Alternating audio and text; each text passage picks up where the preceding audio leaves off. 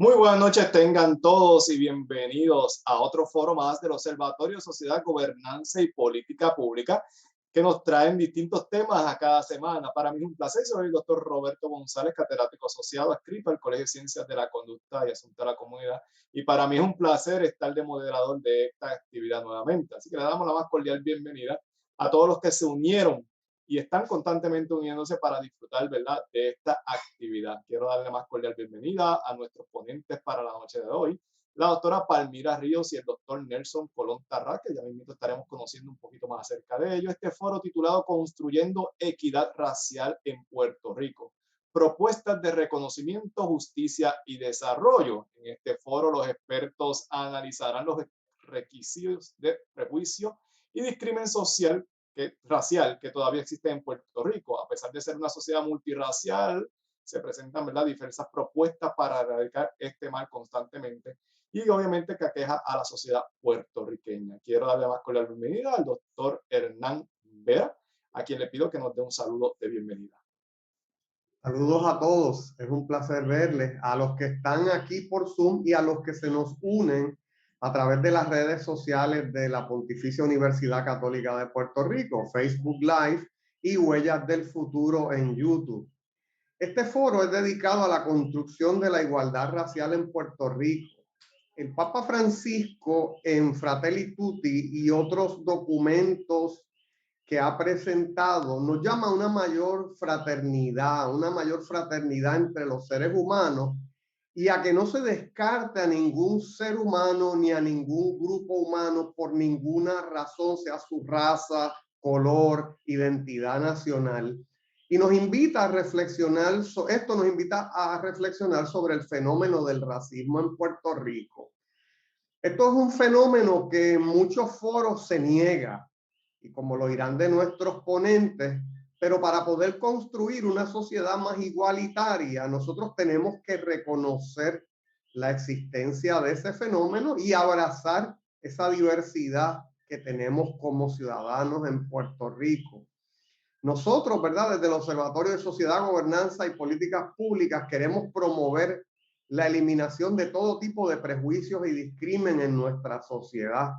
Razón por la cual hemos invitado a estos dos amigos expertos a nivel nacional, a nivel internacional, sobre este fenómeno, la doctora Palmira Ríos y el doctor Nelson Colón Tarrás. Así que les damos la más cordial bienvenida a los dos queridos ponentes y a todos ustedes y a los que se nos unen por las redes sociales. Estamos seguros que esta actividad va a ser del agrado de todos. Muchas gracias al doctor Hernán Vera por su mensaje y así como él lo dice, esta actividad esperamos que sea de mucho agrado y al mismo tiempo de mucho conocimiento y que podamos compartir, ¿verdad?, y que usted pueda realizar las preguntas sobre aquello que usted entienda, ¿verdad?, pertinente. Quiero comenzar presentando a la doctora Palmira Ríos González, quien es nuestra primera conferenciante. La doctora Palmira Ríos González, investigadora académica y exdirectora de la Escuela Graduada de Administración Pública Roberto Sánchez Vilella de la Universidad de Puerto Rico, recinto de Río Piedras. También ha fungido como profesora de New School for Social Research en Lehman College in State University of New York y directora asociada del Center for Immigrant and Population Studies. Ha sido conferenciante visitante de la Universidad Nacional de Colombia, del Instituto Tecnológico Santo Domingo y de la Universidad de Huelva. La doctora Ríos fue miembro de la Comisión de Derechos Civiles de Puerto Rico, cuerpo que presidió durante 4 años. En el 2016 sirvió como coordinadora del equipo académico del Consejo Especial para atender la desigualdad social en Puerto Rico. La doctora Ríos se ha destacado también por su labor internacional. En el 2001 sirvió como miembro del Comité Coordinador Internacional de la Tercera Conferencia Mundial contra el Racismo y posteriormente como consultora del Banco Mundial en la elaboración de su plan de trabajo del Decenio Internacional de Afrodescendientes. La doctora Ríos González ha publicado sobre asuntos de políticas públicas, derechos humanos, discriminación por raza y origen nacional y estudios de la mujer en el mercado laboral. Queremos darle la más cordial bienvenida a la doctora Palmira Ríos a este foro, Construyendo Equidad Racial en Puerto Rico, propuestas de reconocimiento, justicia y desarrollo. Adelante, doctora Palmira Ríos, y bienvenida. Buenas noches a todas y todos. Muchas gracias por la invitación a compartir con ustedes estas reflexiones sobre cómo podemos construir equidad racial en Puerto Rico es un reto que todavía tenemos, a pesar de que la Constitución lo prohíbe desde hace quizás mucho antes ninguno de nosotros haber nacido. Y un agradecimiento muy especial al doctor Hernán Vera por esta invitación y la oportunidad de poder compartir en la Pontificia Universidad Católica de Puerto Rico. Voy a compartir con ustedes mi presentación, notas que las tiene el doctor Hernán y que las podrá compartir con ustedes para continuar esta discusión y esta reflexión.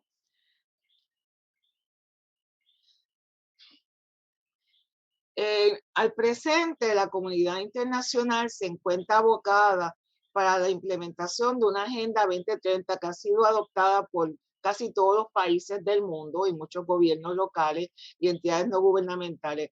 Y la propuesta fundamental es que el desarrollo no solamente es crecimiento económico, sino también tiene que ser sostenible y tiene que ser inclusivo.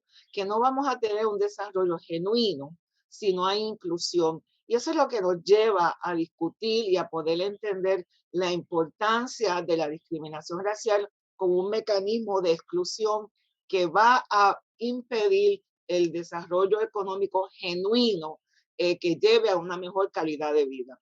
Por eso es que hoy en día, cuando hablamos de desarrollo económico, entendemos que la igualdad tiene que estar en el centro del mismo y que no solamente vamos a estar hablando de que el desarrollo existe porque se compraron más carros o se está consumiendo más cemento, sino tenemos que hablar si se está disminuyendo la desigualdad social y los índices de desigualdad están disminuyendo. Así que son unos acercamientos nuevos que han sido adoptados por los países del mundo. Así que hoy vemos que cuando vamos a evaluar las políticas públicas, las políticas sociales, la transversalidad es fundamental, que tiene que estar en el centro del desarrollo. El reconocimiento a la diversidad, el compromiso con la equidad y la inclusión tiene que estar en el centro del desarrollo y la mirada al desarrollo es mucho más compleja, que tenemos que tener como objetivo erradicar la pobreza y el hambre, mejorar la calidad de la alimentación, acceso a la salud, a la educación, empleo pleno, etcétera, etcétera. Esos son los objetivos que un verdadero desarrollo tiene que tener hoy en día. Pero sobre todo, y lo importante de esta visión para todos nosotros y nosotras, es que el desarrollo entramos todos y todas, que nadie se puede quedar atrás.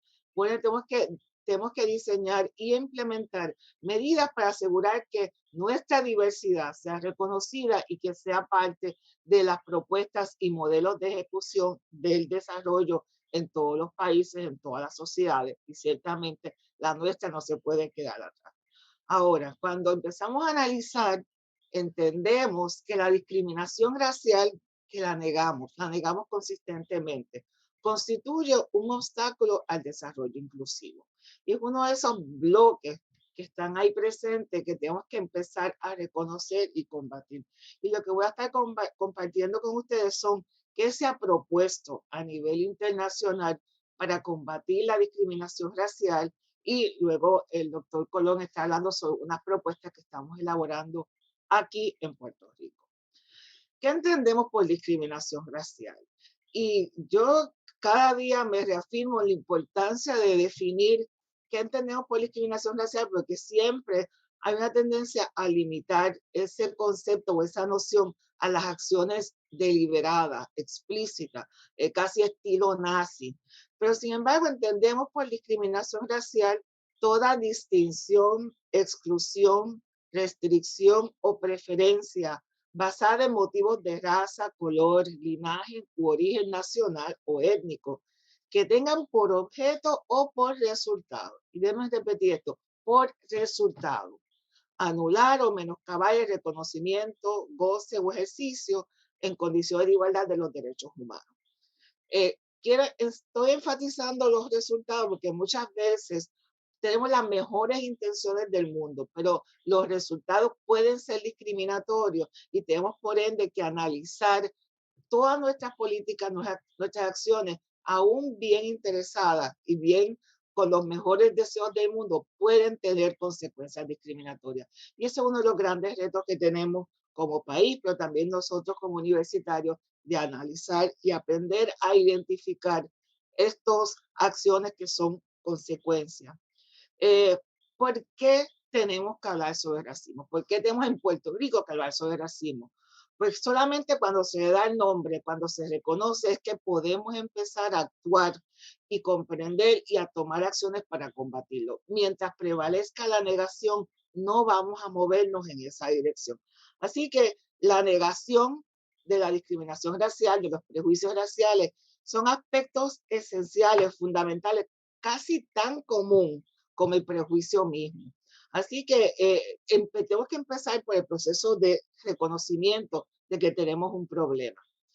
En Puerto Rico, al igual que en América Latina, prevalece una actitud de negación del racismo. Nos identificamos como países mezclados, de una mezcla racial, y por ende, esa es la premisa equivocada de que no existe prejuicio racial, o lo que llamó un escritor hace muchos años, el prejuicio de no tener prejuicio. Así que la negación va a tomar muchas dimensiones, donde el racismo se invisibiliza, se trivializa, se externaliza, se habla de que eso ocurre en otros países, pero aquí no, o simplemente muchas veces vemos cómo se representan como blancos a figuras históricas afrodescendientes o personas exitosas. Es por ello que el reconocimiento es un paso necesario para alcanzar la igualdad y disfrutar el desarrollo y los beneficios a los que todos y todas tenemos derecho. ¿Cómo se da la negación oficial? O sea, no es solamente una cuestión de las personas, las comunidades. A nivel oficial, a nivel de gobierno, esto se ha manifestado repetidamente. El censo de población de Puerto Rico entre 1960, el último fue 1950, hasta el 2000, dejó fuera la variable racial, no se le preguntaba nada. Y era como no preguntamos, no tenemos evidencia, el problema no existe.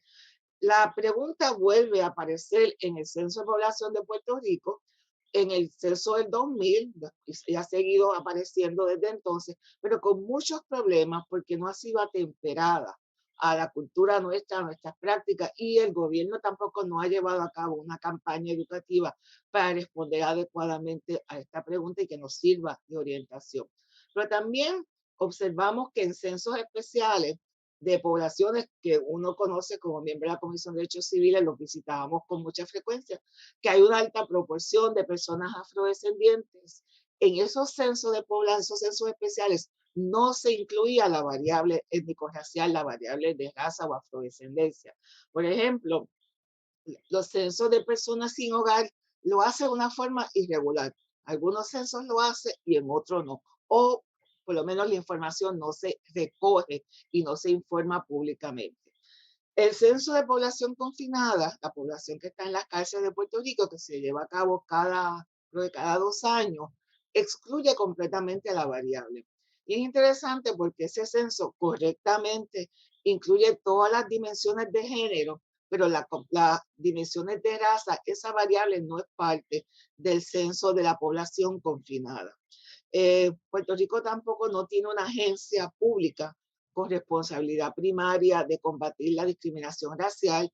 La comisión la Comisión de Derechos Civiles sí asumió ese rol, pero era una de muchas tareas que teníamos como comisionados y comisionadas en este cuerpo.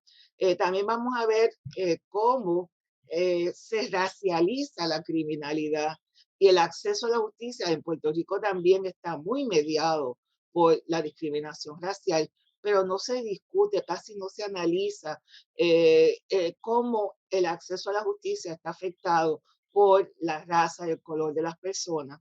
Y las actividades de subsistencia también hay una tendencia a criminalizarlas. Así que las poblaciones afrodescendientes van a ser víctimas muy particulares de los sistemas policíacos y de justicia en Puerto Rico.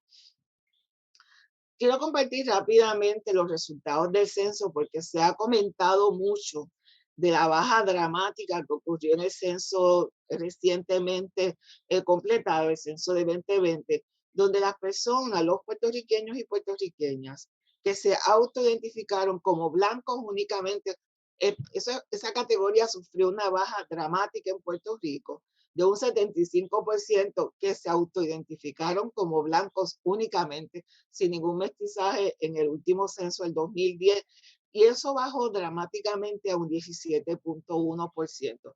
Algo que amerita mucha reflexión de qué fue lo que ocurrió, si es un reconocimiento, un cambio o la misma situación de que esto coincidió en medio de la pandemia, toda la discusión sobre la discriminación racial como resultado del asesinato de George Floyd, etcétera, ¿no? Pero todavía la mayor parte de los puertorriqueños se identifican como blancos y con alguna combinación, un 59%. Sin embargo, las que nos autoidentificamos como afrodescendientes bajó a su mínima expresión en la historia de Puerto Rico, a un 0.0%. Y en combinación está un 17.5%. Lo comparto con ustedes esta estadística y esta tabla porque mucho se ha enfocado en el 17.1 que se dijeron que eran solamente blancos y poco se ha dicho de que si fuéramos un pajarito estaríamos en la categoría de a punto de desaparecer de afrodescendientes, donde solamente 7.0 nos autoidentificamos como afrodescendientes. Hay serios señalamientos sobre los censos, sobre las categorías, el lenguaje, cómo se recoge la información, y este es un problema que se está encontrando también en otros países.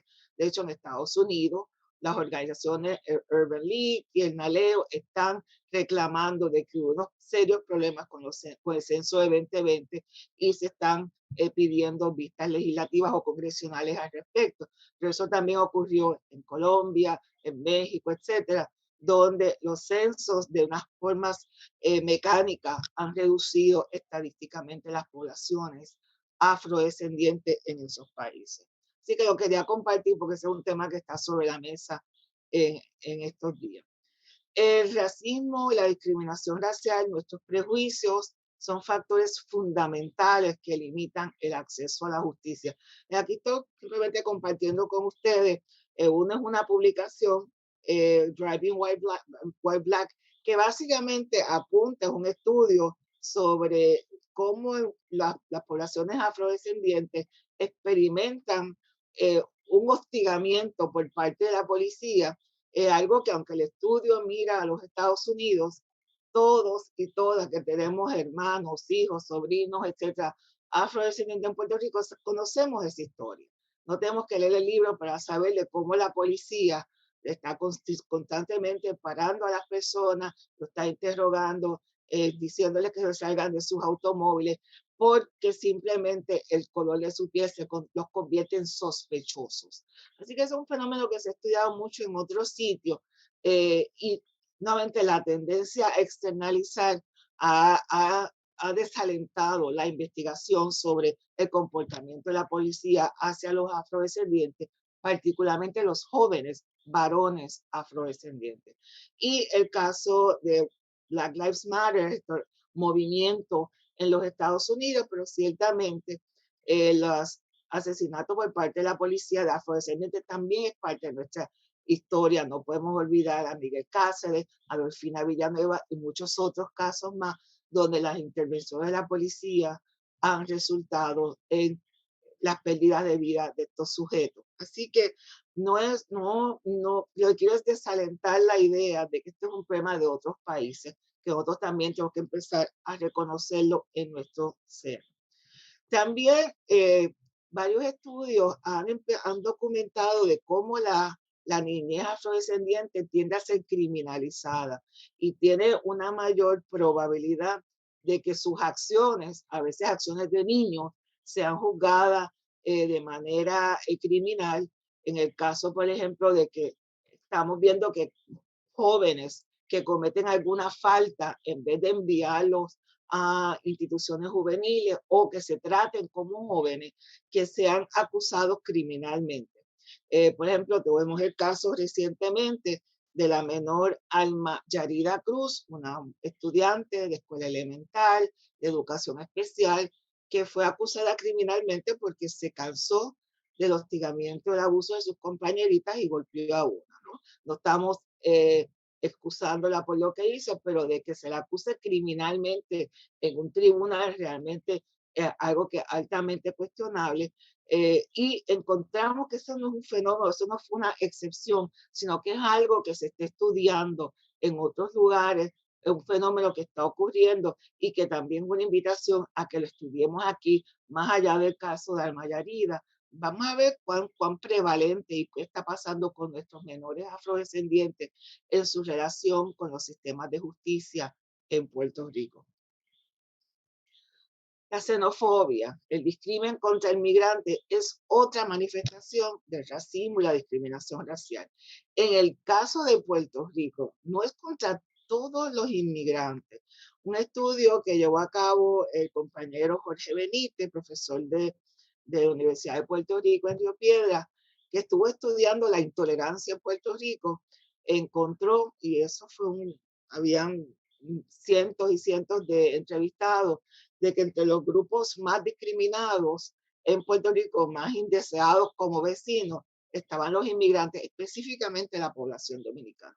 Así que esto nos tiene que también mantener la alerta sobre esta modalidad del discrimen que existe en Puerto Rico. Por eso planteamos que más allá de una constitución que es muy amplia, que es muy abarcadora, que es muy clara en las prohibiciones de la discriminación racial, tenemos que movernos esas aspiraciones a la realización. Y a tales fines, es importante conocer qué ha propuesto, qué está proponiendo la comunidad internacional para ver cómo nosotros implementamos esos objetivos en Puerto Rico. En primer lugar, quiero hacer mención del Decenio Internacional de los Afrodescendientes, que fue aprobado en el 2013 y que va a extender en este primero, el 2015 hasta el 24. De hecho, ya estamos trabajando equipos para asegurar el segundo decenio, pero que tiene tres objetivos fundamentales.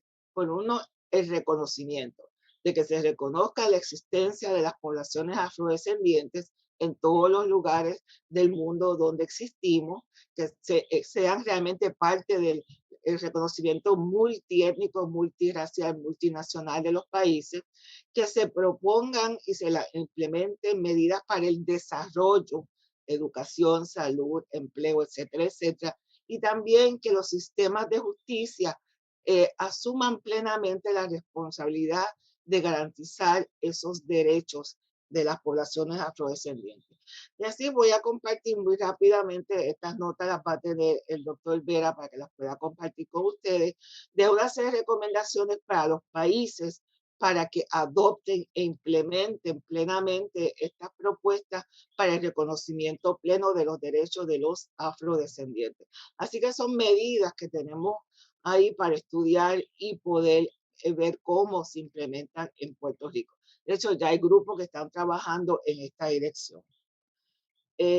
También la Organización de Estados Americanos hizo lo propio y también aprobó un plan de decenio para los afrodescendientes de las Américas, que compromete a todos los Estados miembros a implementar de forma transversal, con especial atención a los afrodescendientes más empobrecidos de nuestra región. Así que a diferentes niveles se está trabajando para el reconocimiento, el desarrollo y la justicia de los afrodescendientes, y Puerto Rico no se puede quedar atrás. Todo esto es base al desarrollo histórico de muchas conferencias mundiales, de muchos cónclaves, de mucho trabajo para ir creando y desarrollando esta agenda que parta también de nuestras necesidades. Desde la Declaración de Santiago, fue una conferencia regional de todas las Américas, preparatoria para la Conferencia Mundial contra el Racismo de Naciones Unidas. Pues esa conferencia de Santiago fue muy importante porque sentó las bases para las conferencias posteriores. La aprobación de Objetivos de Desarrollo del Milenio y los ODS, Desarrollo Sostenible, que son las propuestas a las que estaba haciendo referencia antes, que tenemos que asegurar de que estos objetivos sean parte de esa agenda, y también una serie de encuentros internacionales que van elaborando las propuestas para asegurar el respeto y el disfrute pleno de los derechos de las poblaciones afrodescendientes. Así que lo que estamos en el campo de estudios de políticas públicas, pues podemos integrar toda esta agenda a nuestro trabajo. Quiero resaltar la Declaración de Santiago en Chile en el 2000, porque fue allí donde los gobiernos de nuestra región adoptaron y primero reconocieron que habían afrodescendientes en todas las Américas. Segundo, reconocieron muy duro que existía discriminación racial en las Américas y se adoptó el término afrodescendiente, que es el que aparece ahora en todos los documentos. Esa fue una conferencia muy importante donde desde la sociedad civil, de las ONG, fue que se impulsó esta nueva agenda y este nuevo acercamiento a las poblaciones afrodescendientes de toda nuestra región. Esto fue la base para las propuestas de la declaración de la Tercera Conferencia Mundial contra el Racismo, que se celebró en Durban en el 2001 en Sudáfrica, y donde se reconoció que los afrodescendientes han sido por siglos víctimas de racismo, discriminación racial y esclavización, y que todavía hoy continuamos sufriendo las consecuencias de ese sistema y la necesidad imperiosa de que todos los gobiernos empiecen a adoptar una agenda de transformación, de reconocimiento de los derechos a la justicia, al desarrollo, y que se empiece a trazar una nueva hoja de ruta. En Iberoamérica, el CLAD, que es el Centro Latinoamericano de Administración para el Desarrollo, donde coincide la academia y los jefes de gobierno de la región.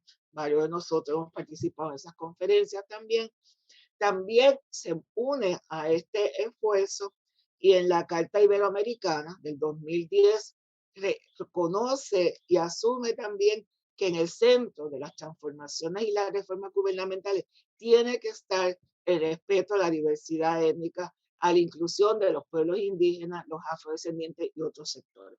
Así que realmente existe toda una cadena de acciones que ponen en el centro del desarrollo las transformaciones, las reformas de gobernabilidad y gobernanza, la inclusión, específicamente la inclusión de los afrodescendientes. Y estos son otros documentos que han trabajado esta propuesta. También quiero compartir la Agenda 2063 que aprueba la Unión Africana, porque este organismo incluye también los ODS y los aspectos de cultura, identidad, que son tan importantes para muchos de nosotros. Para poder implementar esta agenda tan abarcadora, tenemos que adoptar políticas públicas diferenciadas. Así que no solamente la política pública, pero al seno del gobierno y las instituciones, tenemos que adoptar estas políticas públicas. Y aquí simplemente comparto muy rápidamente una serie de propuestas y áreas que son centrales para alcanzar la equidad dirigida hacia los y las afrodescendientes en materia de combatir la pobreza, etc. Y aquí estamos también identificando áreas específicas de políticas públicas de acción afirmativa para la equidad racial. Así que para el centro es una invitación que asuman aquí tienen temas de investigación de todo tipo, para todo tipo de áreas de trabajo. Quiero compartir un minuto para hablar sobre el rol de las universidades. Las universidades tenemos un rol muy importante, fundamental en todo este proceso. Nosotros tenemos que mantener un compromiso con la diversidad y la inclusión en todos los niveles. El reclutamiento de estudiantes, el reclutamiento de nuestra facultad, la investigación, el servicio y el currículo académico. Así que las universidades jugamos en este esquema un rol fundamental y tenemos entonces la obligación de mirar hacia el interior nuestro y ver cómo estamos contribuyendo y adelantando estas agendas. Hay muchas oportunidades para estudiar el racismo y la equidad racial y cómo construimos la equidad racial. Desde los ODS tenemos que continuar analizando la ronda censal, la post-pandemia. Puerto Rico es el único territorio en los Estados Unidos que no reporta de forma desagregada los resultados de la pandemia COVID. Así que nosotros no tenemos esa información del impacto diferenciado del COVID como si lo podemos ver en los otros estados de Estados Unidos y en muchos países de América Latina y el Caribe. Tenemos que analizar la reforma de la policía y el sistema de justicia a la luz de estas miradas. los estudios de riesgo y sostenibilidad ambiental, cambio climático, la intersección de género y raza, el fenómeno de la migración al que hacía referencia anterior y el impacto de las políticas de ajustes y las medidas bajo la ley promesa sobre las poblaciones afrodescendientes. Así que tenemos un campo de investigación muy amplio por delante, que yo estoy confiada que aquí en la Universidad Católica lo van a asumir y le van a dar paso a este tipo de investigación, ayudar a crear conciencia de la importancia de combatir el racismo y de que sí lo podemos hacer. Así que hasta aquí le agradezco el tiempo y sé que el compañero Nelson Colón va a continuar con la propuesta de la Fundación.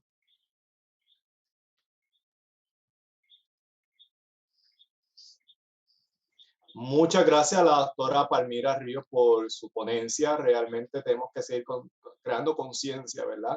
Sobre esta problemática e invitarlo, ¿verdad? A todo el mundo para que continúe, ¿verdad? Estudiando y acercándose un poco más a esta temática que es tan importante. Abro el espacio para preguntas en estos momentos. Si hay algún comentario o pregunta a alguno de los que está del público presente, puede hacerlo. Yo tengo un comentario, Roberto. ¿Cómo no? Adelante, doctor Vera. Tiene que ver, ¿verdad? Quizás nuestro agradecimiento a Palmira, porque pues ha logrado engranar este tema del racismo, ¿verdad? E ir más allá del concepto como tal, ¿no? Y entonces ofrecernos primero esta visión de la transversalidad que tiene que tener la inclusión en el desarrollo de políticas públicas. Es un tema que habíamos visto, Palmira, con las políticas públicas para los derechos humanos. Y entonces, pues, veo cómo se incluye de esa forma. Y lo otro, pues, este detalle que hace de cómo en las distintas áreas de política pública, pues, se puede incidir para ir más allá de este fenómeno de que en Puerto Rico no hay racismo y lograr ese fenómeno que bien trae de la inclusión a través de la acción afirmativa, de alguna forma, ¿no? Yo creo que en Puerto Rico el Estado nunca ha reconocido, como lo ha hecho quizás con las muelas de atrás en Estados Unidos, y cómo ha habido unas reparaciones, ¿verdad?, para la población afrodescendiente. Y otros estados del mundo lo han hecho con respecto a su población indígena, ¿no? Y cómo, pues, las poblaciones nativas. Así que yo creo que Puerto Rico, el Estado tiene que hacer ese reconocimiento y la empresa privada, pues, también. Así que muchas gracias de verdad por esa aportación que de verdad nos establece unos senderos para caminar en el futuro. Claro que sí, muchas gracias a la doctora Palmira Ríos nuevamente, invitando entonces al público a que también pueda enviarnos sus preguntas, sus comentarios a través del chat y al final de cada ponencia los discutimos con mucho gusto. Vamos entonces a continuar con nuestro próximo ponente. Nuestro próximo ponente es el doctor Nelson Colón Tarraz. El doctor Nelson Colón Tarraz, tengo a su vez por aquí una nota biográfica sobre el doctor Colón. El doctor Colón Tarraz, Nelson Colón Tarraz, preside desde el 2000 la Fundación Comunitaria de Puerto Rico, la primera fundación comunitaria en el Caribe y América Latina y única en Puerto Rico. En el 2018, Colón Tarraz fue nombrado presidente emérito de la Junta de Directores de Hispanics in Philanthropy. Además, es miembro de las siguientes juntas directores: Northeast and Island Regional Education Laboratory, Community Foundation List y la Fundación para un Mejor País y la Red Iberoamericana de Fundaciones Comunitarias. También perteneció a la Comisión de Derechos Civiles de Puerto Rico y ha sido consultor internacional sobre la filantropía comunitaria. Ha recibido múltiples premios locales e internacionales. De igual manera, bajo su liderato, la Fundación se convirtió en la principal fuerza filantrópica en la recuperación de las comunidades de base y afrodescendientes en Puerto Rico. Después del huracán María, la Fundación mantiene un compromiso inquebrantable con las comunidades de escasos recursos para facilitar el acceso equitativo y sostenible a agua potable, energía renovable, vivienda, desarrollo económico, comunitario y educación, entre otras. Recientemente, el Colón Tarraz fue parte de la edición especial de 50 Over 50, publicada por el semanario de negocios Caribbean Business. Démosle la más cordial bienvenida al doctor Nelson Colón Tarraz. Adelante.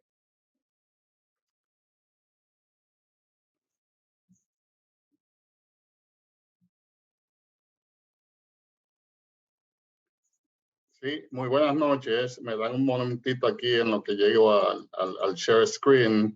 Estoy teniendo dificultad para subirla. Aquí estamos.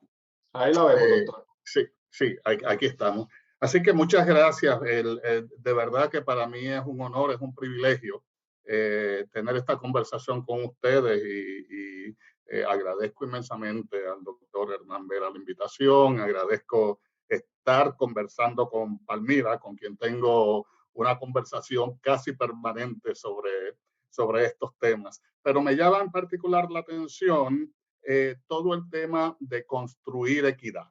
El concepto de construcción de equidad nos lleva por la ruta de identificar cursos de acción claros que nos lleven más allá de la propuesta y que nos coloquen entonces en un rumbo de desarrollar y en un rumbo de accionar sobre estas ideas, sobre estas propuestas, sobre la equidad.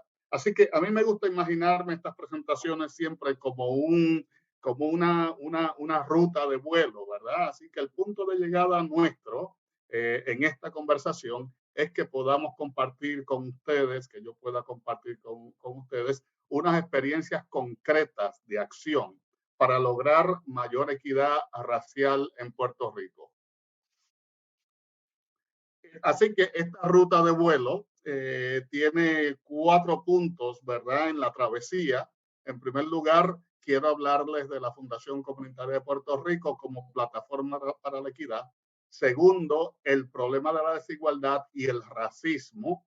Tercero, la construcción de equidad como estrategia comunitaria para reducir la brecha de desigualdad. Y cuarto, el Instituto de Equidad Racial IERLA, para las Américas como una propuesta para erradicar y construir mayor equidad racial en Puerto Rico. Me interesa hablarles un poco sobre la fundación porque es una plataforma de equidad única. No hay otra institución en Puerto Rico de esta naturaleza, así que como base para la conversación, pienso que es importante que conozcamos esa plataforma. La Fundación Comunitaria es un inversionista para la transformación comunitaria. Así reza en su misión y esas inversiones van dirigidas a desarrollar las capacidades de las comunidades para que éstas logren su transformación social. Y en cada inversión se maximiza la inversión filantrópica y se maximiza el rendimiento de cada contribución.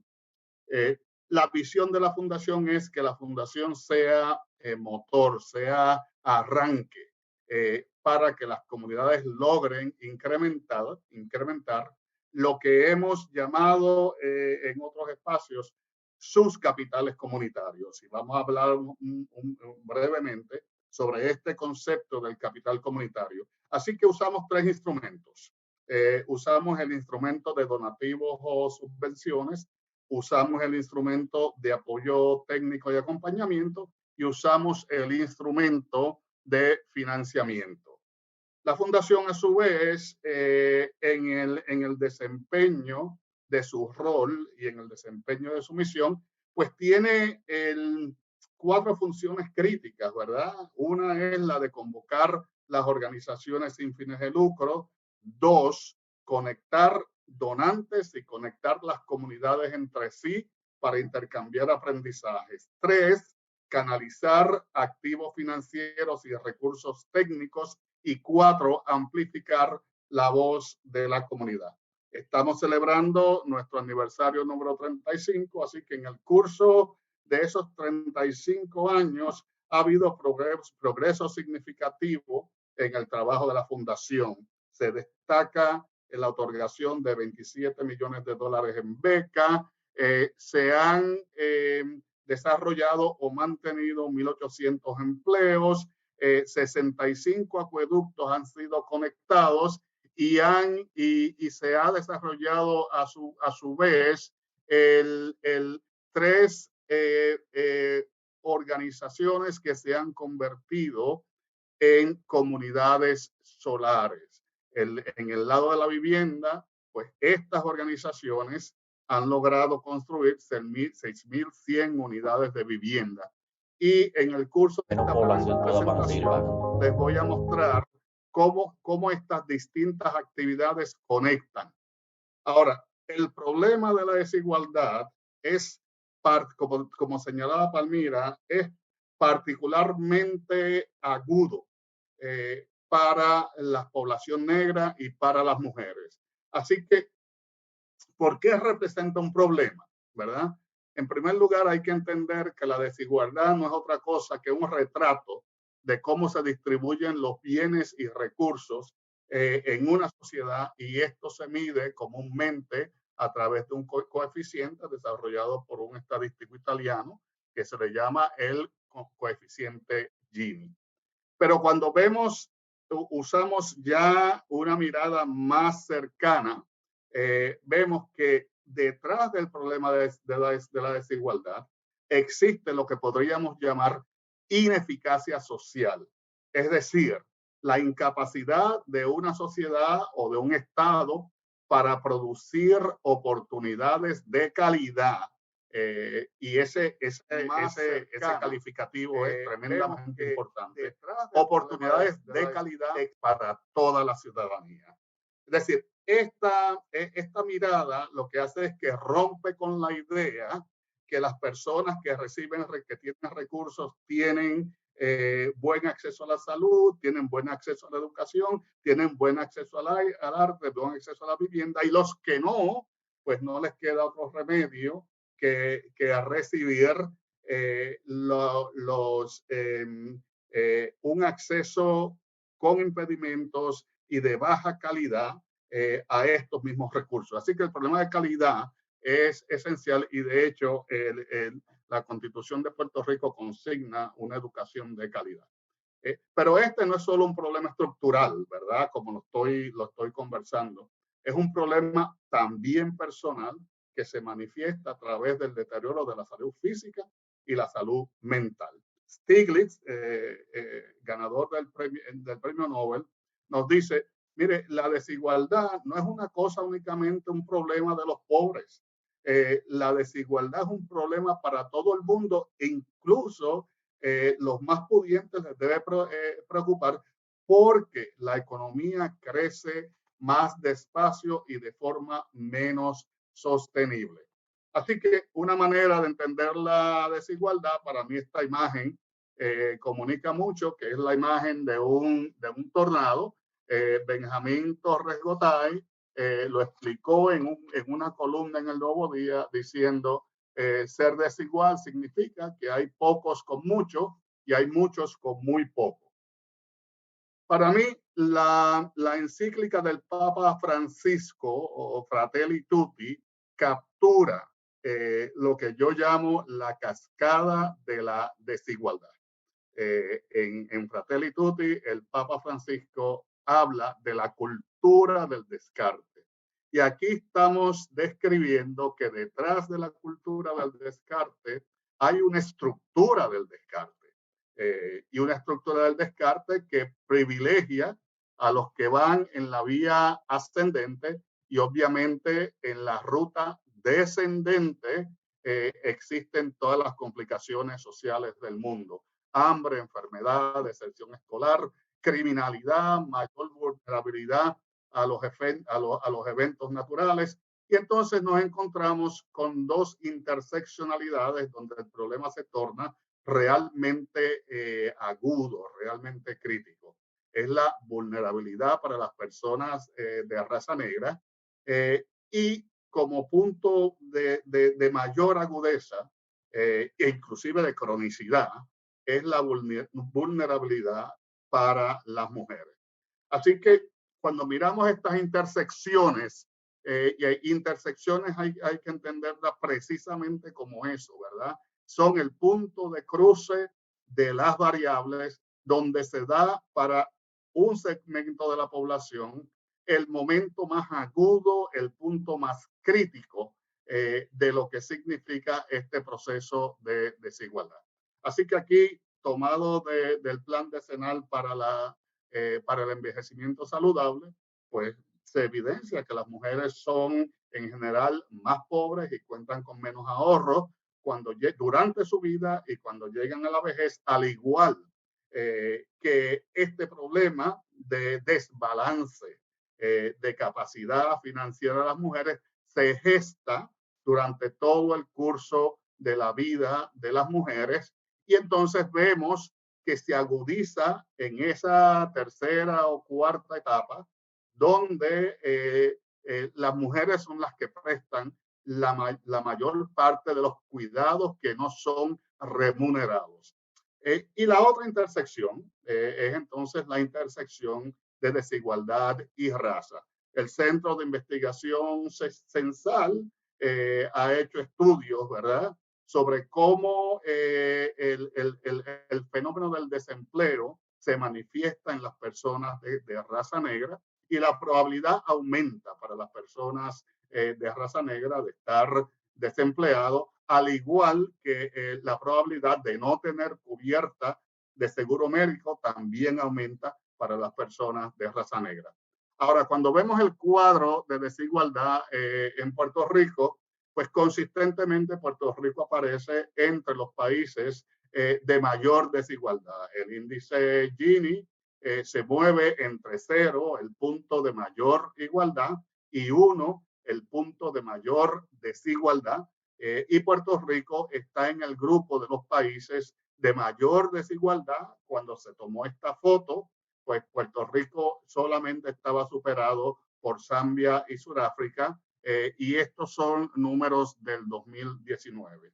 De igual forma, la pobreza infantil aumentó significativamente, y si miramos las estadísticas ahora, posiblemente estén mucho más elevadas. Y señalo, porque es importante para nuestra conversación, que el nivel de pobreza en Loíza es casi un 50%.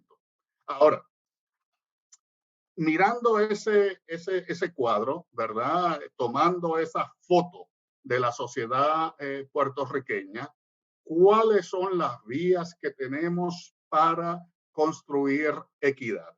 Yo voy a enfocar, Palmira dio una foto, dio un cuadro amplio, y yo voy a enfocar en lo que podemos hacer en la pequeña unidad o en la común unidad, o lo que podemos hacer desde la comunidad para reducir la brecha de desigualdad.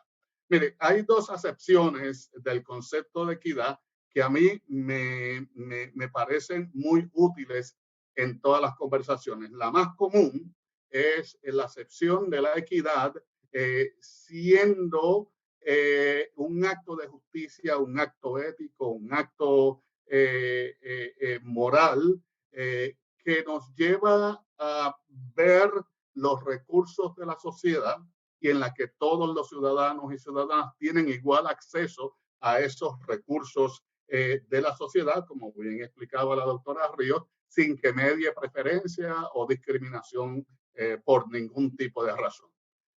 Cuando miramos otros países, cómo se articulan los sistemas públicos, un ejemplo útil es el ejemplo de Finlandia, ¿verdad? Y una manera de los finlandeses manejar uno de los sistemas mejores del mundo es cuando una maestra plantea el sistema finlandés es completamente público, no hay diferencias entre una escuela y otra, y cualquier colegio en Finlandia es uno de los mejores del mundo. Es una manera de pensar los sistemas públicos, en este caso el sistema de educación. Ahora, la otra acepción que viene del mundo de la contabilidad me parece interesante también. Es el valor en el mercado de lo que poseo menos lo que debo. ¿Por qué lo traigo? Porque ya sea como acto de justicia o ya sea como fórmula financiera, es una forma de balancear lo que está desbalanceado, ya sea en el caso de género, en la clase, acceso a capital, poder político, etc. Así que la equidad es importante verla no como una sola fórmula, no como una sola ruta, sino un ecosistema que permite que la persona pueda desarrollar sus capacidades y que esa persona con capacidades desarrolladas tenga entonces un entorno físico, social, económico y político que los apoye. Y lo que hace, lo que le da poder al ecosistema es la interacción entre ambos. Así que hay tres rutas amplias de equidad, como podemos ver en la presentación de la doctora Ríos, y yo le añado la tercera ruta, que es la ruta de la política pública, es la ruta judicial cuando llegan controversias y también muchas de las controversias que vimos en la Comisión de Derechos Civiles, y es la ruta comunitaria la que nos permite construir equidad desde la base de las comunidades. Es decir, entre que se formula política pública y entre que los tribunales resuelven, entonces podemos ir andando pasos hacia una mayor equidad desde la base de las comunidades. Estoy chequeando mi tiempo aquí y respirando.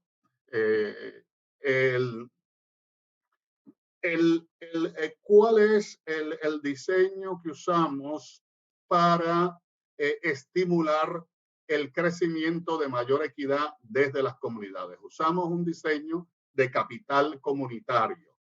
Y esto no es otra cosa que el agregado de los activos individuales y colectivos de una comunidad. Y esos activos son de 6 tipos. El activo humano, el activo social, el activo financiero, el activo de infraestructura, el activo ecológico y el activo cultural. Esos son los activos, eso es lo que constituye el capital de cualquier comunidad. Ahora, cuando vemos esa experiencia concreta, pues el activo humano o el capital humano tiene varios elementos en sí. Primero, el de la preservación de la vida. Aquí estamos viendo una foto de un grupo que se llama Acuerdo de Paz en Loíza, donde está Taller Salud mediando e intercediendo con los jóvenes para que estos logren preservar su vida. Pero parte de esa preservación de la vida se da a través de la salud. Así que aquí vemos una foto del Centro Comunitario de Salud en Loíza y la fundación aportó, hizo una inversión en el desarrollo del sistema de energía solar para que esta clínica pueda continuar funcionando aún si no hubiera corriente de Luma. Y el otro componente de ese capital, el otro activo importantísimo, pues entonces la educación. Y aquí estamos presentando la experiencia de nuestra escuela, porque nuestra escuela, reconociendo las circunstancias difíciles, incluyendo a veces que amenaza la vida de los estudiantes, en lugar de esperar que los estudiantes vayan a la escuela, lleva a la escuela a la comunidad. Así que esta es una escuela en el seno de una comunidad en Loíza. Aquí vemos entonces el poder del capital social. Y el capital social a su vez tiene dos componentes, ¿verdad? Por un lado es el capital de enlace. Es cómo la gente se conecta internamente en una comunidad. Así que aquí tenemos la experiencia de los acueductos comunitarios. Y segundo, el capital de puente. Y aquí se usa el concepto de puente para referirse a las relaciones que se dan entre una comunidad y el exterior e instituciones externas. Quiere decir, aquí lo que estamos viendo es un grupo de fundaciones de Estados Unidos reunidos en Loíza con la alcaldesa de Loíza y líderes comunitarios. De igual forma, el capital financiero, que tiene distintos elementos ahí dentro, pero uno importante es el desarrollo de empresas y empleos, el desarrollo de empresas colectivas como la cooperativa de costureras de Loíza, y finalmente el acceso al financiamiento para la vivienda y el acceso al financiamiento para empresas y empleos, que es lo que nos muestra aquí la foto de la firma de esos préstamos en la Escuela de Derecho. Cuando vamos a la infraestructura, pues la infraestructura hemos hecho inversión para que las viviendas que se reconstruyeran en Loíza fueran viviendas de calidad. Pero interesantemente, esas viviendas a su vez tenían un sistema solar, de energía solar, en cada casa que se reconstruyó, rompiendo así la vulnerabilidad tradicional. Hay otro ejemplo importante aquí para esta conversación y es Pirucho Coop. Pirucho Coop es una cooperativa en la comunidad de San Salvador, cerca del obispado de Caguas, y es la primera cooperativa solar comunitaria en Puerto Rico dirigida por el padre Feliciano. Ahí cerquita en Ponce tenemos entonces el acueducto de Río Chiquito y tenemos también en Toro Negro la primera comunidad solar que se lanzó en Puerto Rico. Finalmente, tenemos aquí, no es finalmente, falta uno, tenemos aquí esta idea del capital ecológico. Este es el parque, el Paseo Julia de Burgos, que está en Loíza. Les animo a que lo vean. Sencillamente aquí lo que se ha hecho es un diseño en el parque que no compite con el Río Grande de Loíza y permite que según suben las aguas, van a inundar el parque, entonces sobresale cuando existe el parque inundado, sobresalen los poemas de Julia de Burgos. Cuando por esas zanjas francesas que ven en el piso, el agua discurre por ahí, regresa al cauce del río y entonces queda el paseo como lo ven. Y finalmente el tema del acervo cultural. Tenemos el corredor Afro de Loíza y tenemos la corporación Piñones se integra. Y aquí hay unos elementos interesantes en Piñones se integra. Podemos ver toda la idea de la economía creativa y entonces en el corredor Afro hay un museo y hay un esfuerzo importante en conservar la tradición de ese corredor que está en Piñones. Así que la fundación, recogiendo estas experiencias, ha lanzado la idea del Instituto de Equidad Racial para las Américas. Y es una propuesta para lograr mayor equidad en Puerto Rico y en América Latina. El Instituto de Equidad Racial para las Américas, o IERLA, es una iniciativa sin paredes que aspira a desarrollar y fortalecer la capacidad de organizaciones para la equidad racial y para lograr cambios en los sistemas públicos. ¿Por qué ahora? Pues, como señalaba Palmira, por el momentum. Todo la oleada desarrollada, internacional desarrollada a raíz de la muerte de George Floyd, desencadena este movimiento de activismo. Así que es un momento importante de justicia social en todas las Américas. ¿Por qué el alcance internacional? Esto está tomado de una bloguera de California, porque si entendemos la interconexión de la naturaleza de la opresión, vamos a entender la interconexión de la solución. Así que el instituto se va a enfocar en los cambios en política, en sistemas públicos, y se enfoca en el fortalecimiento de las comunidades y tiene 4 pilares, ¿verdad? El pilar de desarrollo organizacional para cambio sistémico. Como eje tiene el Instituto de Liderazgo, tiene el otro componente que es el desarrollo de las organizaciones de equidad racial y tiene la red de constructores de equidad. De igual forma, hemos abierto un componente que lo estamos llamando el conocimiento para la acción.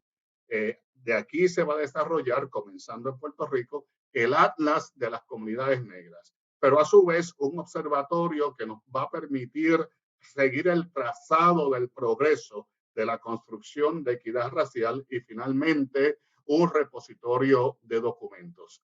El tercer componente es el cambio de narrativa y ahí queremos conectar a los comunicadores, los jóvenes, queremos crear un espacio de apoyo para aquellas comunicadores y comunicadoras afrodescendientes que se convierten en mensajeros y mensajeras de un mensaje de afirmación.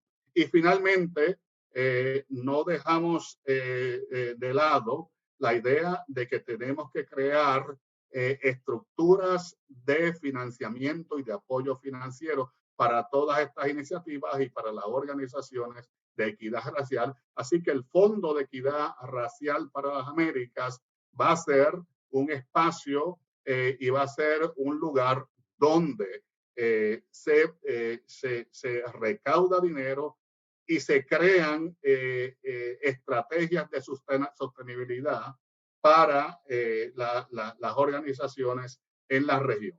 Aquí tenemos los aliados, ¿verdad? Hay un grupo de fundaciones ya comprometidos, el grupo de Puerto Rico, donde está constituido por los doctores Aarón Ramos, Carlos Severino y Palmira Ríos, y hay un núcleo estratégico en los Estados Unidos constituido por las personas que aparecen aquí.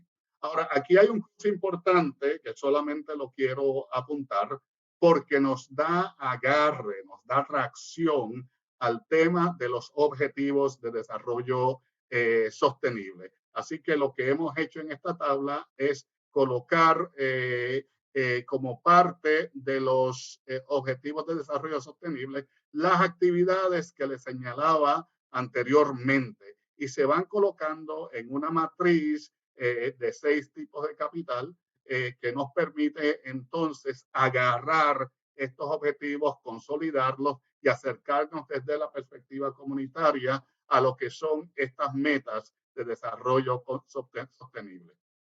¿Cuáles son las oportunidades para las instituciones universitarias? Obviamente esto es un trabajo de muchísimas alianzas, pero hay un espacio que yo les animo a que lo exploren, ¿verdad? Y es los dineros aprobados para organizaciones sin fines de lucro en Puerto Rico a través del programa de CDBG DR, CDBG-DR, Community Development Block Grant Disaster Relief. Son 10,000 millones de dólares. 10,000 millones de dólares para organizaciones sin fines de lucro como la Universidad Católica. Así que no hay que perderle la visión a eso. El tamaño del sector sin fines de lucro en Puerto Rico, incluyendo universidades, incluyendo hospitales, incluyendo cooperativas, es 2,000 millones de dólares. Así que se ha creado ahí una brecha de 8,000 millones de dólares que son realmente recursos para el desarrollo comunitario en Puerto Rico y hay que entenderlo y hay que acercarse y hay que saber manejarlo. Y finalmente, otra área de oportunidad es la colaboración con IERLA. Así que cierro estos comentarios con una conversación que me imaginé entre el Papa Francisco y Martin Luther King. Y comenta el Papa Francisco, es posible anhelar un planeta que asegure tierra, techo y trabajo. Y Martin Luther King le dice, Papa Francisco, pero es que yo tengo la audacia de creer que la gente en todos lugares puede tener, me está tapando la cita aquí, 3 comidas al día para sus cuerpos, educación y cultura para sus mentes, y puede tener, déjenme un minutito aquí, ya llego. Es que la pantalla está todo, y pienso que estas citas vale la pena rescatarlas. Educación y cultura para sus mentes y dignidad, igualdad y libertad para sus espíritus. Y Papa Francisco le contesta, lo primero es el amor. Lo que nunca debe estar en riesgo es el amor. El mayor peligro es no amar. Y a esto Martin Luther King reflexiona diciendo, la oscuridad no puede sacar la oscuridad, solo la luz puede hacer eso. El odio no puede sacar el odio, solo el amor puede hacer eso. Muchas gracias y vamos a conversar. Muchas gracias al doctor Nelson Colón. Realmente una iniciativa grandiosa, o sea, maravillosa, conocer sobre todo lo que ha podido realizar esta fundación y a dónde a todo lo que ha podido, todas las comunidades que ha podido tocar, ¿verdad? Llevando realmente toda la ayuda posible, especialmente en Puerto Rico.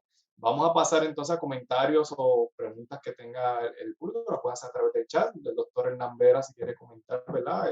Parte de la ponencia que tiene el doctor Nelson Colón. Sí, Roberto y compañeros, yo creo que con respecto a la ponencia de Nelson, el observatorio tiene que ver con gobernanza, ¿verdad? Y la gobernanza nos habla de estos actores extragubernamentales que ayudan a gestionar un país, a lograr hacer las cosas que hace falta hacer en un país, ¿verdad? A veces a pesar del gobierno, a veces a pesar del gobierno. Dice uno de los teóricos de la gobernanza que lo público o lo político es tan importante que no se lo podemos dejar a los políticos. Así que Nelson ha traído un enfoque precioso, ¿no? De cómo el tercer sector, cómo las fundaciones, cómo las organizaciones comunitarias, pues pueden ayudar a mejorar, digamos, el fenómeno del discrimen en Puerto Rico, a combatirlo, a evitarlo, pero a la vez a empoderar esas comunidades que han sido históricamente marginadas. Así que ahí está haciendo un trabajo público, un trabajo de calidad que es digno de emular. Así que te doy las gracias por todos los puertorriqueños, Nelson, por tu trabajo y tu gran equipo de trabajo. Así Gracias. que... Realmente ambos hacen una labor extraordinaria. Y cómo llegan, ¿verdad? Y tratando de educar y tratando de ayudar a todo el mundo, ¿verdad? Que participa de los diferentes proyectos. Así que realmente una labor maravillosa, una labor realmente excelente que debe continuar promoviéndose y que realmente se debe continuar educando y dando a conocer. Bien, comentarios por parte de los asistentes públicos.